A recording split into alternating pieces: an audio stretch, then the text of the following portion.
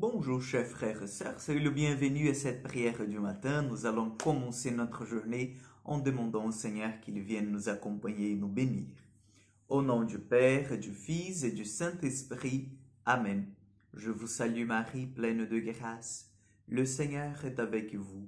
Vous êtes bénie entre toutes les femmes, et Jésus, le fruit de vos entrailles, est béni. Sainte Marie, Mère de Dieu, priez pour nous pauvres pécheurs, maintenant et à l'heure de notre mort. Amen. Notre-Dame de la Salette, priez pour nous. Nous allons prendre l'évangile de Luc, chapitre 19, versets 41 au 44. En ce temps-là, lorsque Jésus fut près de Jérusalem, voyant la ville où il pleura sur elle, en disant voyant la ville, il pleura sur elle, en disant si toi aussi tu avais reconnu en ce jour ce qui donne la paix. Mais maintenant cela est resté caché à tes yeux.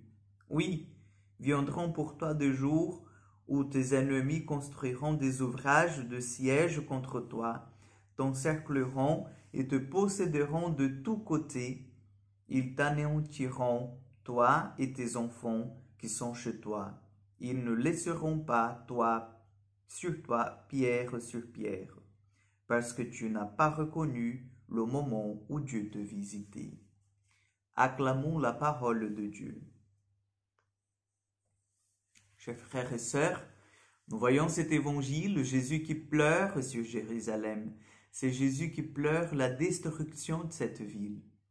Et bien sûr, vous posez la question maintenant, comment est-ce qu'il peut pleurer une ville qui est devant lui, la destruction d'une ville qui est bien et belle devant lui? C'est parce qu'il savait déjà tout ce qui allait arriver.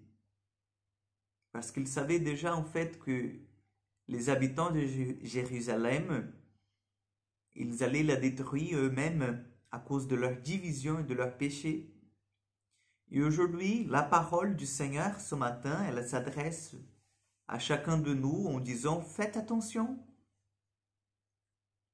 Faites attention parce qu'en fait, ce qui est arrivé, le triste sort à Jérusalem, il peut être aussi le vôtre. Faites attention. Parce que si vous ne connaissez pas, si vous ne reconnaissez pas le moment où Dieu il passe dans vos vies, vous êtes condamnés, vous aussi, à la destruction. Oui, chers amis, nous sommes invités vraiment à donner cette place au Seigneur, à l'action du Seigneur, à l'action de l'Esprit Saint, parce que nous risquons notre salut. Et ça, c'est sérieux, ça. Donc, il faut que nous sachions que il y a les moments où le Seigneur, il vient nous visiter, il vient nous donner la grâce de la conversion. Il faut que nous sachions profiter de ce moment et aller jusqu'au bout dans ce qu'il nous demande. Sinon, nous allons vivre notre vie n'importe comment. En disant, oui, je crois bien en Dieu, oui, je crois bien, mais nous ne convertissons pas. Et là, je vous dis, c'est un moment où le Seigneur passe.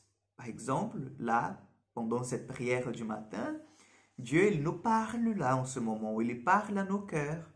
Donc, c'est le moment du passage du Seigneur.